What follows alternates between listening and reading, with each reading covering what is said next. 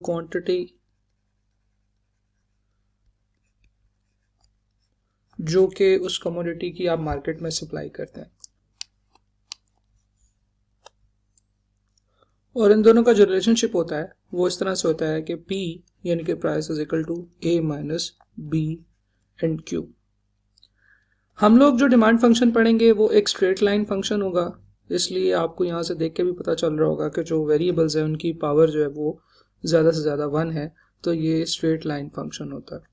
अच्छा, अब इसमें दो चीज़ें होती हैं। जो प्राइस है वो क्वांटिटी का फंक्शन, ए हम कहेंगे प्राइस, ये वो प्राइस है जो आप जीरो क्वांटिटी सेल पे भी चार्ज करेंगे, राइट? ओके। सिमिलरली जो बी है वो है change in price due to demand, right? इसे हम स्लोप भी कहते हैं, राइट? और इस स्लोप को हम लोग ग्रेडियंट भी कहते हैं। जो समझने वाली चीज़ है वो ये है कि नॉर्मली जब भी हम लोग कर्व लिखते होते थे हम यहाँ पे प्लस का साइन लगाते थे, लेकिन आज हमने माइनस का साइन लगाया। इसकी वजह यह है कि ये बी हमेशा नेगेटिव होगा। क्यों? क्योंकि प्राइस और क्वांटिटी के दरम्यान में हमेशा एक इनवर्स रिलेशनशिप होता है। इसका क्या मतलब है? इसका ये मतलब है जनाब कि फर्ज करें कि आप एक चीज़ परचेज कर रहे हैं, आप पेप्सी परचेज कर रहे हो और आप एक साल में पेप्सी की 20 बोतलें पी जाते हो, राइट? उसकी प्राइस है 25 रुपीज़। अगर पेप्सी की प्राइस बढ़ा के 50 कर दी जाए तो आप दूसरे अल्टरनेटिव्स पे शिफ्ट हो जाओगे या आप अपनी पेप्सी की कंजम्पशन को कम करोगे। तो हम लोगों ने देखा कि जो प्राइस और क्वांटिटी होती है इन दोनों के दरम्यान में हमेशा इनवर्स रिलेशनशिप होता है। तो कभी कभार जब आपको क्वेश्चन के अंदर डिमांड फंक्शन दिया जाए तो डिमांड फंक्शन को रेवेन्यू फंक्शन में कन्वर्ट किया जा सकता है। Total revenue function is equal to demand function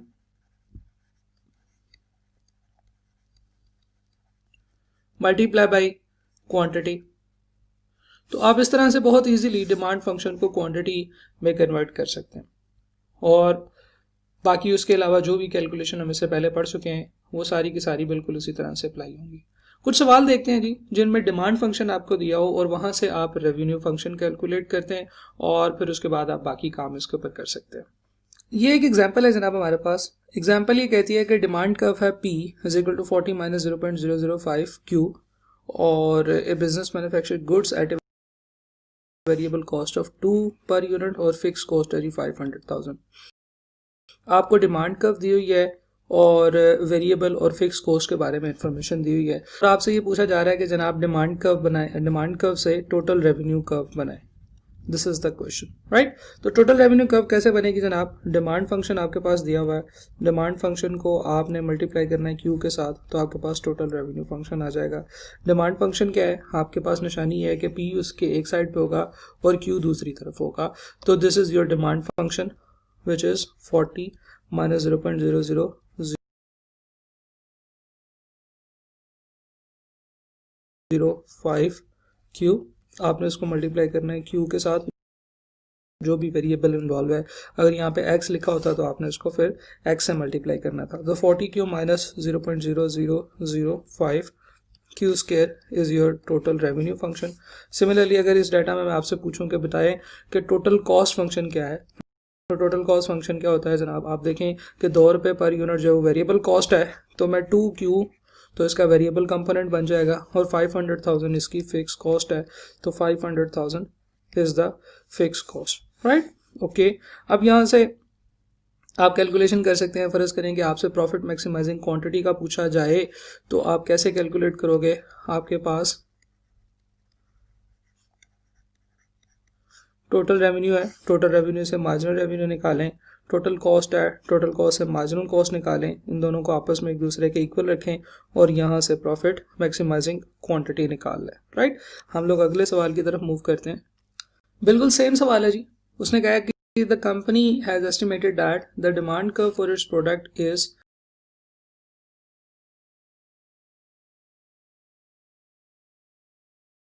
P which is equal to 8 minus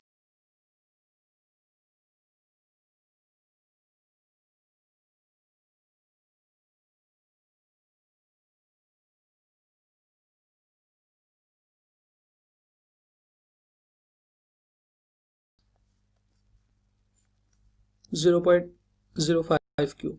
Okay, where P is the unit price and Q is the quantity of the sale in thousands. अच्छा, ये information important है कि जो Q है ये thousands में है. Okay, similarly the total cost function C is equal to 400 plus 5Q plus 0.1 Q square. Economic theory stated that the profit is maximum when the marginal cost is equal to the marginal revenue. Applying this theory, what quantity of sale will maximize the profit? Okay, तो profit maximise करना है. Straight away हमारे पास profit कहाँ पे maximize होगा? Marginal revenue is equal to marginal cost के equal. Okay, हमारे पास क्या मार्जिनल रेवेन्यू है?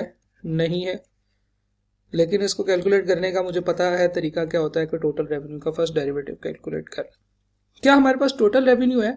नहीं है, लेकिन मुझे ये पता है कि जो टोटल रेवेन्यू होता है ये डिमांड फंक्शन को variable which is Q here उसके साथ मल्टीप्लाई करने से आ जाता है.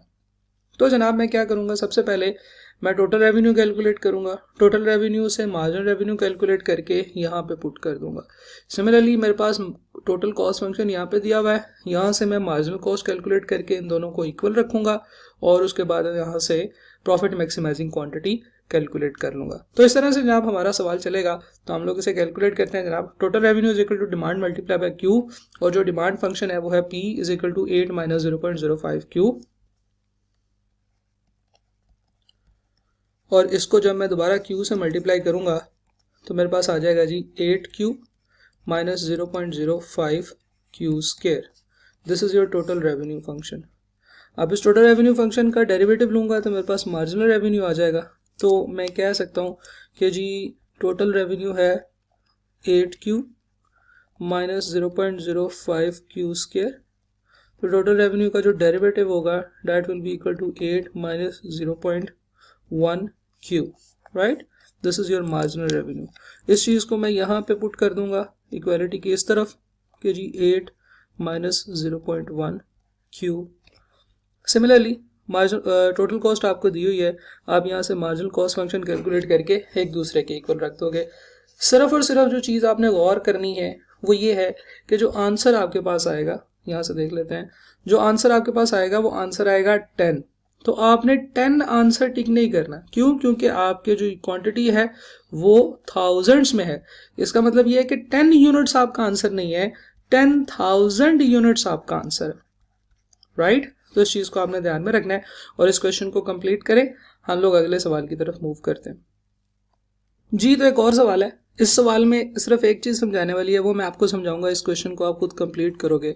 सवाल ये है, a company has introduced a new product whose annual demand will depend upon the price charge. Okay, the demand of the product is represented by the function Q is equal to 100,000 minus 20p.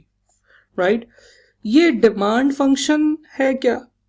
जी नहीं. Demand function में तो हमने पढ़ा था कि P अलग होता है और P is a function of quantity. Right, तो ये उसका उल्ट है. ऐसे फंक्शन जिनमें quantity as a function of price आ रहा होता है, हम उसको कन्वर्ट करेंगे और इसमें P को एक तरफ कर लेंगे तो फिर हमारे पास जो है वो डिमांड फंक्शन बन जाएगा. सिमिलरली उसने कहा कि study indicate that the total cost of producing Q unit is represented by this. Total cost function दिया हुआ है. The quantity to be produced to maximize the profit is. तो आपसे मैक्सिमम क्वांटिटी पूछ रहा है, प्रॉफिट मैक्सिमाइजिंग क्वांटिटी पूछ रहा है. तो आपको पता है कि वो किसके इक्वल होती है? वो ऐसे कैलकुलेट करते हैं कि marginal revenue is equal to marginal cost. Okay, हमारे पास टोटल कॉस्ट फंक्शन है. टोटल कॉस्ट के फर्स्ट डेरिवेटिव से मार्जिनल कॉस्ट निकाल सकते हैं. That is very easy. लेकिन हमारे पास मार्जिनल रेवेन्यू नहीं है. मुझे पता है कि वो टोटल रेवेन्यू के फर्स्ट डेरिवेटिव के इक्वल होता है, लेकिन मेरे पास टोटल रेवेन्यू भी नहीं है. मुझे पता है वो डिमांड फंक्शन के को Q से मल्टीप्लाई करने से आ जाएगा. लेकिन प्रॉब्लम यह कि मेरे पास डिमांड फंक्शन भी नहीं है.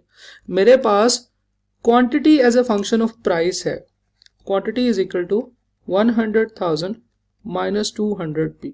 तो यहां से मैं P को अलग करके डिमांड फंक्शन निकाल सकता हूं.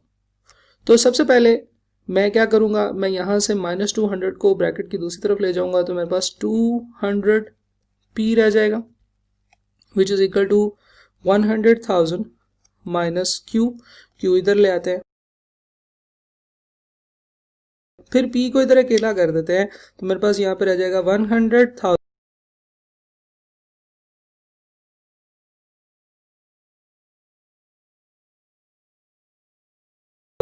divided by 200 minus Q over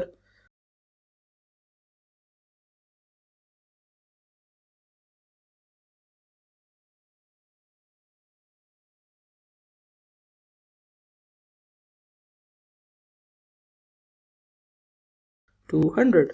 तो ये जब यहाँ से कटेगा 2 0 0 से कट जाएंगे,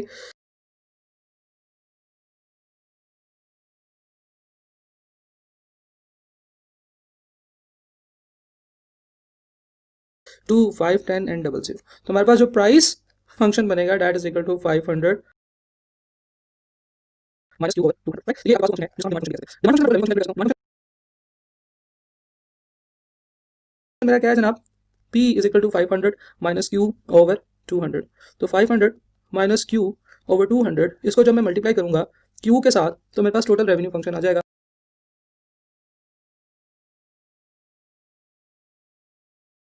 which is equal to 500Q minus Q square over 200। Total revenue function का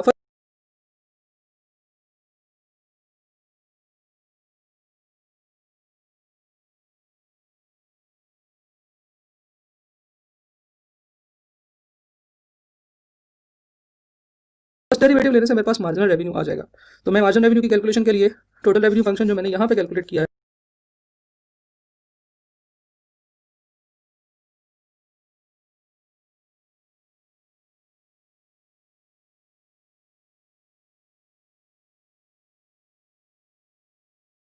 का 0.006Q।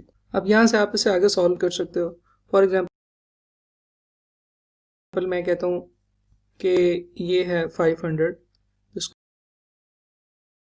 ऐसे ही लिख देते हैं। Q ओवर 100 है तो ये एक्चुअली है 1 ओवर 100 या 0.01Q। इस तरफ है जी 100 प्लस 0.006Q।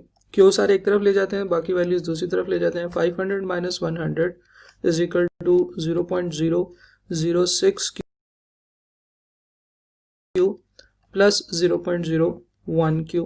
तो ये बन जाएगा जी 400 इज इक्वल टू 0.016Q। तो यहाँ से Q बनेगा that will be equal to 400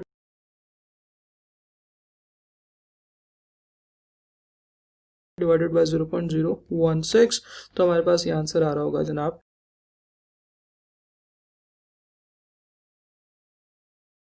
25,000, right.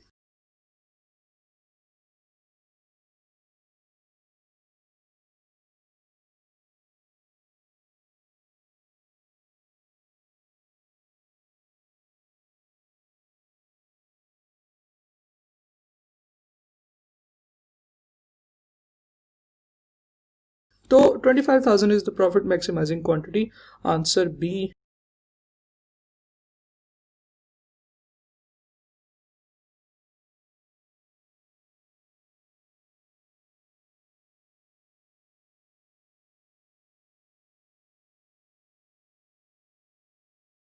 is your correct answer.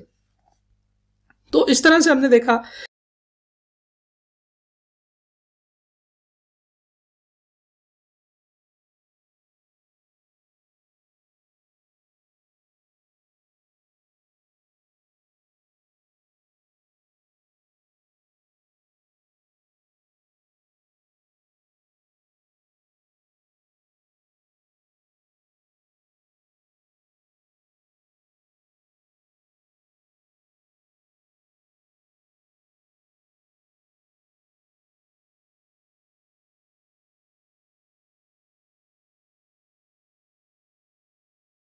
कि अगर हमारे पास स्ट्रेट अवे डिमांड फंक्शन नहीं भी है और हमारे पास क्वांटिटी फंक्शन है तो हम लोग क्या करेंगे कि वहां से उसको रीअरेंज करके अपनी डिमांड फंक्शन पे ले आएंगे। डिमांड फंक्शन को फिर Q से मल्टीप्लाई करेंगे तो टोटल रेवेन्यू फंक्शन आ जाएगा।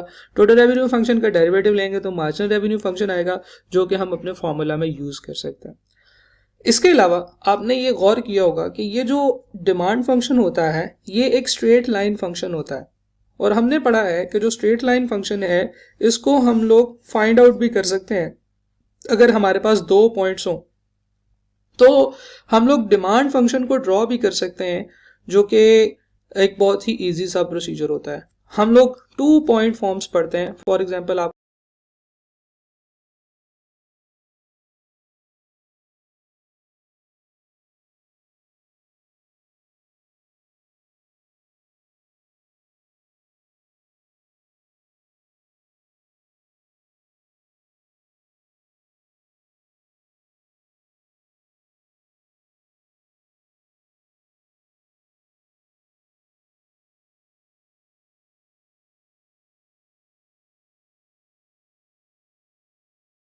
को याद होगा कि जब हम लोगों ने पढ़ा था कि किस तरीके से हमारे पास अगर 2 पॉइंट्स हों तो हम वहां से equation of the line find कर सकते हैं।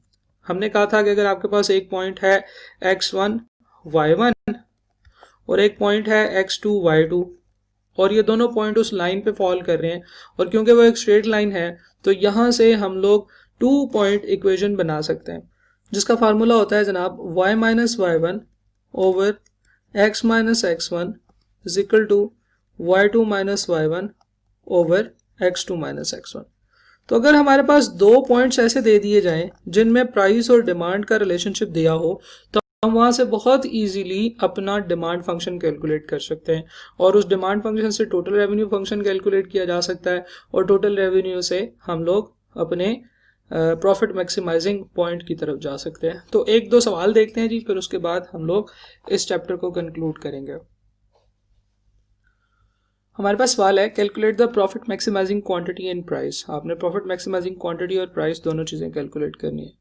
A major hotel is planning a gala dinner at which there will be up to 800 places available. आपके पास 800 सीटें हैं। The initial idea was to charge rupees 1000 dollar charge करना है आपने per person. At this price the hotel would expect to sell 600 tickets. यानी कि अगर आप 1000 प्राइस रखेंगे तो आपके जो यूनिट सेल होंगे वो 600 होंगे। Market research suggest that for every 50 increase और reduction in the ticket price demand will fall by 20 fall और इंक्रीज बाय 20। यानी कि उसने कहा है कि अगर आप $50 इंक्रीज करेंगे टिकट, आपकी जो प्राइस है, आपकी जो क्वांटिटी डिमांडेड है उसमें रिडक्शन हो जाएगी। इसी तरह से उसने ये भी कहा कि the variable cost per person for the dinner will be 240। तो हमें जो इन्फॉर्मेशन उसने कैलकुलेट करने के लिए कहा है वो कहा है कि प्रॉफिट मैक्सिमाइजिंग क्वांटिटी कैलकुलेट करें और फिर उसके बाद ये भी बताएं कि क्या प्राइस हम लोग प्रॉफिट मैक्सिमाइजिंग क्वांटिटी की तरफ लेके जाएगी, कौन सी प्राइस हमें प्रॉफिट मैक्सिमाइजिंग क्वांटिटी की तरफ लेके जाएगी। तो सबसे पहले तो हमें ये देखना है कि डिमांड फंक्शन क्या है। अब डिमांड फंक्शन उसने हमें नहीं दिया हुआ, लेकिन डिमांड फंक्शन के लिए ये इन्फॉर्मेशन दी है। उसने कहा है कि अगर आप प्राइस रखोगे 1000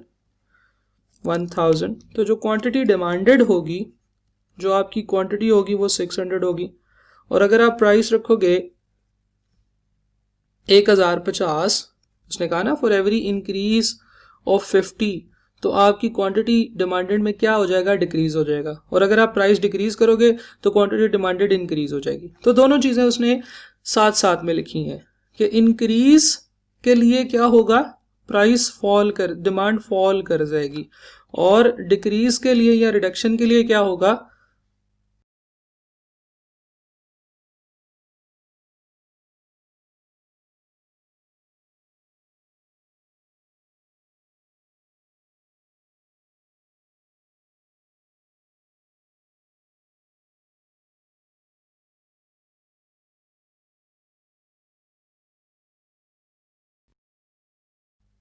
डिमांड इंक्रीज कर जाएगी। और इन दोनों के दरम्यान में ये बड़ा खूबसूरत वर्ड है और के लिए क्या होगा, एवरी इंक्रीज ऑफ 50, तो आपकी क्वांटिटी डिमांडेड में क्या हो जाएगा, डिक्रीज हो जाएगा। और अगर आप प्राइस डिक्रीज करोगे तो क्वांटिटी डिमांडेड इंक्रीज हो जाएगी। तो दोनों चीजें उसने साथ साथ में लिखी हैं कि इंक्रीज के लिए क्या होगा, प्राइस फॉल कर, डिमांड फॉल कर जाएगी, और डिक्रीज के लिए या रिडक्शन के लिए क्या होगा, डिमांड इंक्रीज कर जाएगी। और इन दोनों के दरम्यान में ये बड़ा खूबसूरत वर्ड है और इसका मतलब ये कि वो कह रहा है कि इंक्रीज करोगे तो फॉल कर जाएगी और अगर रिड्यूस करोगे तो इंक्रीज हो जाएगी। राइट।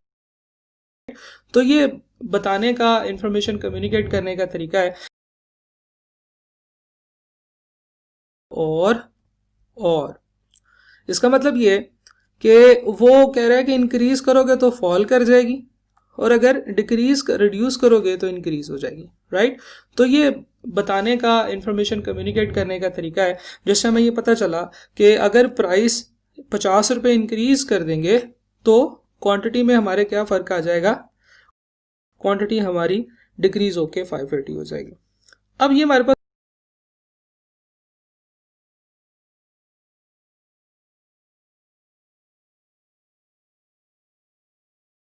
दो पॉइंट्स हैं, इन दोनों पॉइंट्स से हम लोग अपनी इक्वेशन निकाल सकते हैं।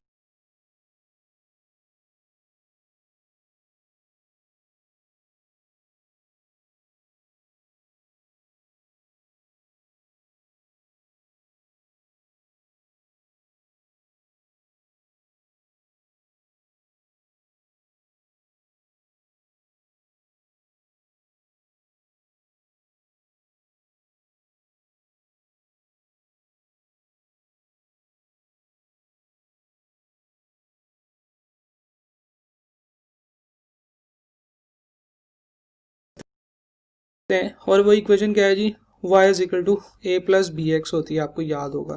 ठीक है, अब यहाँ पे देखना है कि y की जगह पे हमने क्या रखना है, y की जगह पे हमने प्राइस रखनी है। तो जो हमारे पास जो दो पॉइंट्स होंगे उसमें से एक पॉइंट होगा जिसमें पहले हम लोग क्वांटिटी लिखेंगे 600 और फिर बाद में हम लोग प्राइस लिखेंगे, this will be your point, right.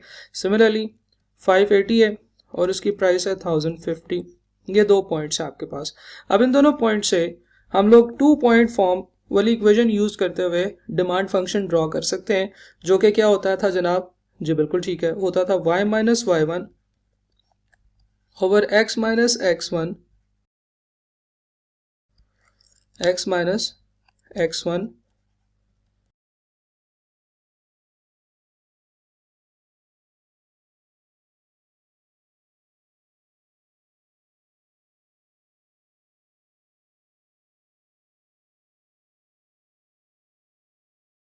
Is equal to y2 minus y1 over x2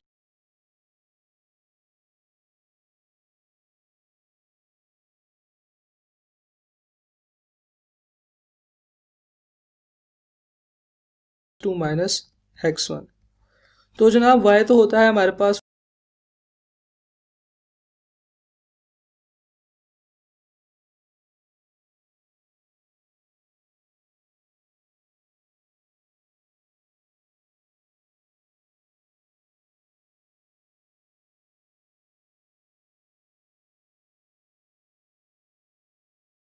फार्मूले का, तो ये y ऐसे ही लिखा रहेगा। y1 क्या होता है, पहले पॉइंट का y कंपोनेंट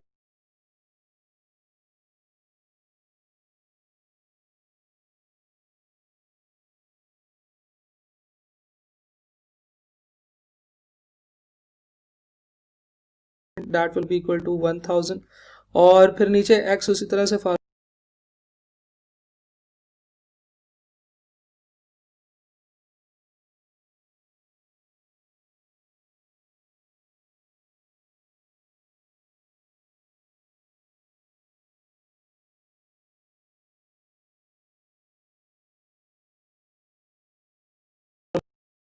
फार्मूले का है और x1 है जी पहले पॉइंट का x कंपोनेंट। y2 क्या होगा जी, y2 है सेकंड पॉइंट का y component minus 1000 divided by second point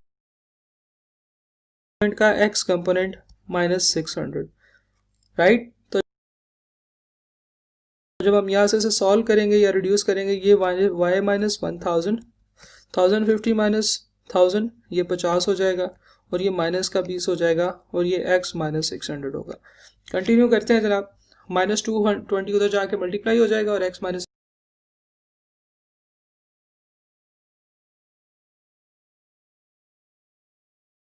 600 इधर आके मल्टीप्लाई हो जाएगा। y minus 1000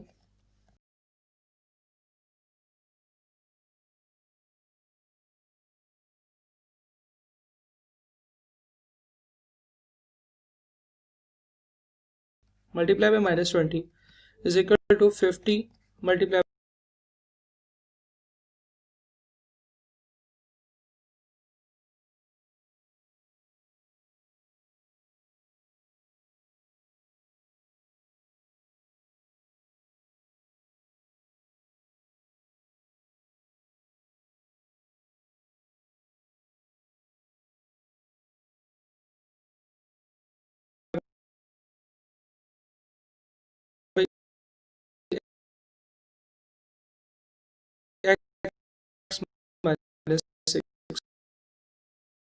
-600। y को जब -20 से मल्टीप्लाई करेंगे तो -20 y आएगा, माइनस माइनस प्लस 20 इंटू 1000 20,000 हो जाएगा। यहाँ पे क्या होगा जी 50x माइनस 30,000।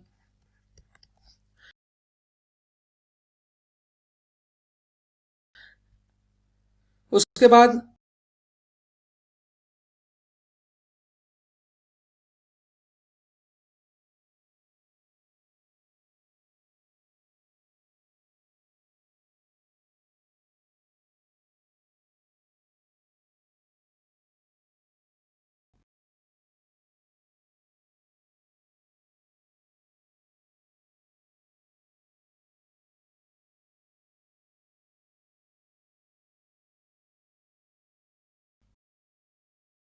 यहाँ पे -20y रहने देते हैं, प्लस 20,000 उधर ले जाते हैं, तो ये माइनस का 30,000 था, ये प्लस का 20,000 उसमें आके ऐड हो जाएगा, माइनस हो जाएगा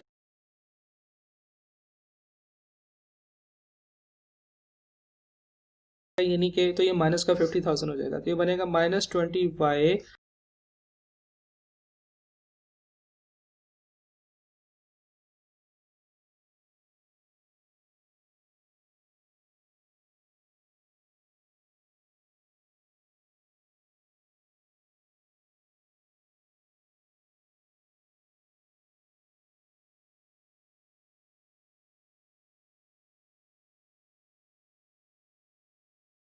is equal to 50x minus 50,000।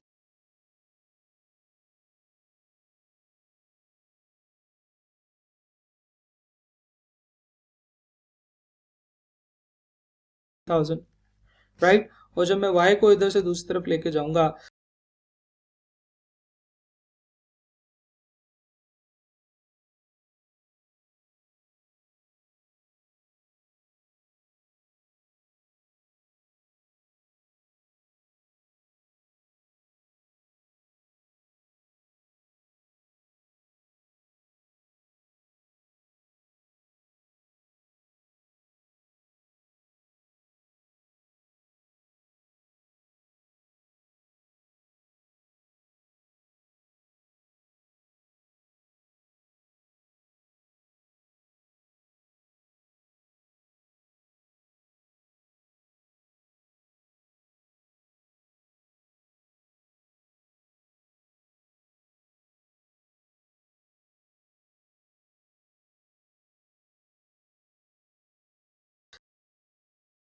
तो वो इन दोनों को डिवाइड करेगा और इनके साइन भी चेंज कर देगा, तो ये बन जाएगा -2.5x प्लस 50,000 डिवाइडेड बाई 20 कितना होता है जी 2500। तो मैं ये कह सकता हूँ कि डिमांड फंक्शन है मेरा y is equal to 2500 minus 2.5x, और मुझे पता है कि y क्या है, y मेरा p है और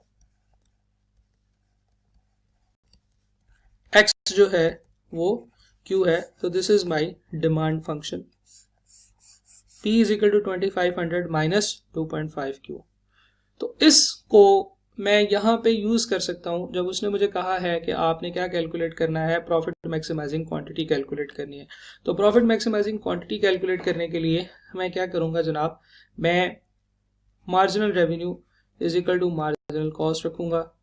अब आपके पास marginal cost marginal revenue function नहीं है, लेकिन मुझे पता है कि मैं मार्जिनल रेवेन्यू कैसे कैलकुलेट कर सकता हूँ, ये टोटल रेवेन्यू का फर्स्ट डेरिवेटिव है। टोटल रेवेन्यू भी नहीं है, लेकिन मुझे पता है कि मैं डिमांड फंक्शन को जब मैं Q से मल्टीप्लाई करूंगा तो मेरे पास टोटल रेवेन्यू फंक्शन आ जाएगा, और डिमांड फंक्शन को भी हमने इस तरीके से कैलकुलेट कर लिया, और हमारा जो डिमांड फंक्शन बना है that is equal to 2500 minus 2.5Q। ठीक है जनाब, इसको हम मल्टीप्लाई करते हैं Q के साथ, तो मेरे पास जो टोटल रेवेन्यू फंक्शन बनेगा that will be equal to 2500 Q minus 2.5 Q square, right. और जब मैं इसका फर्स्ट डेरिवेटिव लूंगा, टोटल रेवेन्यू मेरे पास कितना है जी, ये है 2500 Q minus 2.5 Q square, 500 minus 5 Q. अब सवाल ये है 250 क्यू, राइट। तो यहाँ से जो मेरे पास मार्जिनल कॉस्ट बनेगी वो कितनी बनेगी जनाब, 250। तो यहाँ पे मैं पुट कर देता हूँ डेट इज इक्वल टू 250। यहाँ से जब मैं क्यू कैलकुलेट करूंगा तो ये -5 इधर आके +5 क्यू हो जाएगा, और इस तरफ मेरे पास 2500 माइनस 250 रह जाएगा, और 2500 माइनस 250 2250 के इक्वल होता है, और जब मैं इसको 5 पे डिवाइड करूँ टू 250। फिक्स कॉस्ट कंपोनेंट नहीं है, तो इसका मतलब ये है कि जो टोटल कॉस्ट है वो बनेगी 250 क्यू, राइट। तो यहां से जो मेरे पास मार्जिनल कॉस्ट बनेगी 252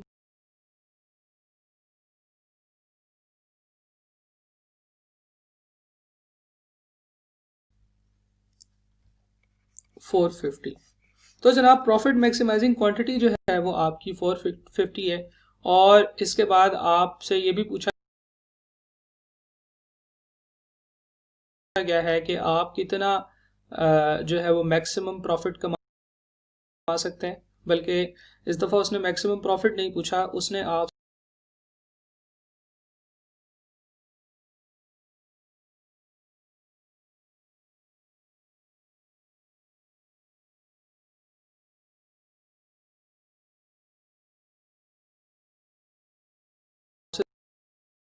सिर्फ और सिर्फ ये पूछा है कि आपने उसको किस प्राइस पे सेल करना है। तो जो तीसरा इस्तेमाल है प्राइस फंक्शन आता है, उसका ये है कि हम लोग उस प्राइस फंक्शन में कोई भी क्वांटिटी पुट कर दें तो हमें उस क्वांटिटी के रिलेटेड जो प्राइस होती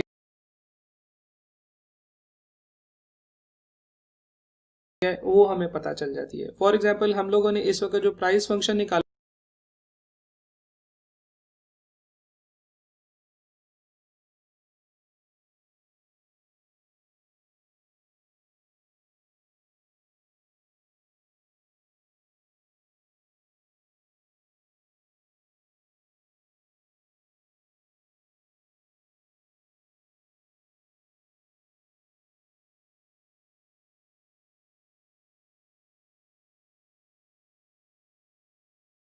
था, वो क्या निकाला था, वो निकाला था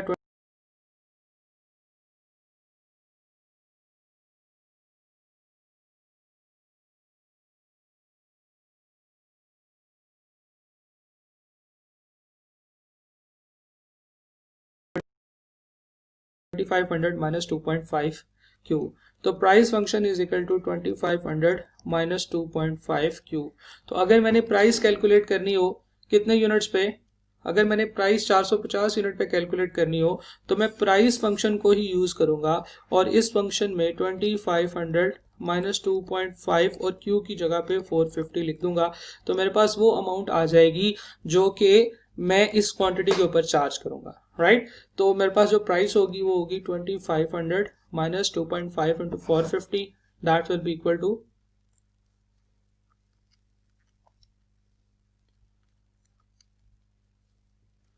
1125, और जो आपको रेलेवेंट प्राइस होगी इसकी जो आपने चार्ज करनी है that is equal to 1375, right. तो इस सिनेरियो में से हमें ये पता चला कि जो मैक्सिमम प्रॉफिट आप कमा सकते हो वो तभी कमा सकते हो अगर आप 450 टिकटें सेल करो और वो 1375 रुपए पे सेल करो, तो फिर आप मैक्सिमम प्रॉफिट कमा सकते हो, right. So this was the question जो कि हम लोगों ने डिमांड फंक्शन को यूज करते हुए सॉल्व किया था, राइट।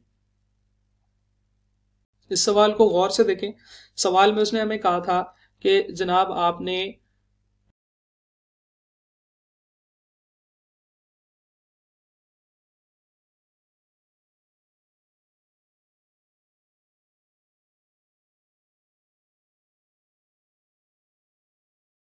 क्यू के इक्वल होगी जिसमें से मार्जिनल